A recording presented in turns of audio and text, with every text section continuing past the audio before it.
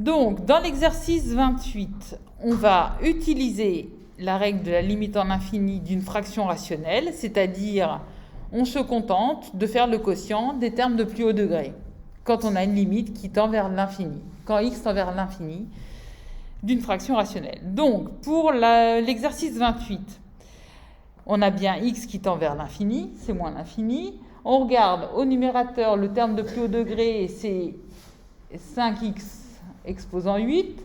Au dénominateur, le terme de plus haut degré, c'est 8x exposant 5.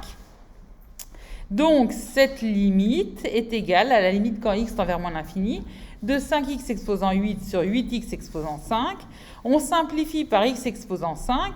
On réécrit encore limite quand x tend vers moins l'infini parce qu'on a du x ici, donc de 5 huitièmes de x au cube, ce qui nous fait 5 huitièmes fois moins l'infini, entre parenthèses, exposant 3. Moins l'infini exposant 3, ça fait moins l'infini. 5 huitièmes fois l'infini, moins l'infini, ça nous donne moins l'infini. OK ? Hop, on continue juste et puis après je vous libère.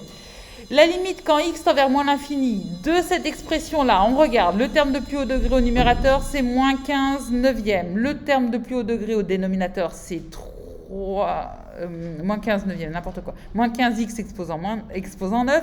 Le terme de plus haut degré au dénominateur, c'est 3x exposant 9. On se retrouve avec ça. On simplifie cette fraction. Pour l'instant, on écrit toujours limite quand x tend vers plus l'infini parce qu'on a du x. Ici, on aurait pu se débarrasser du limite parce qu'on n'a plus de x. On simplifie par x exposant 9 et on simplifie par 3.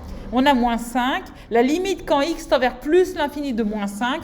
Moins 5 ne dépend pas de x. Moins 5, il vaut tout le temps moins 5. Donc c'est pour ça que cette limite, elle est égale à moins 5. Vous pourrez terminer l'exercice 28. Je pense que vous avez compris. Et je mettrai dans les actualités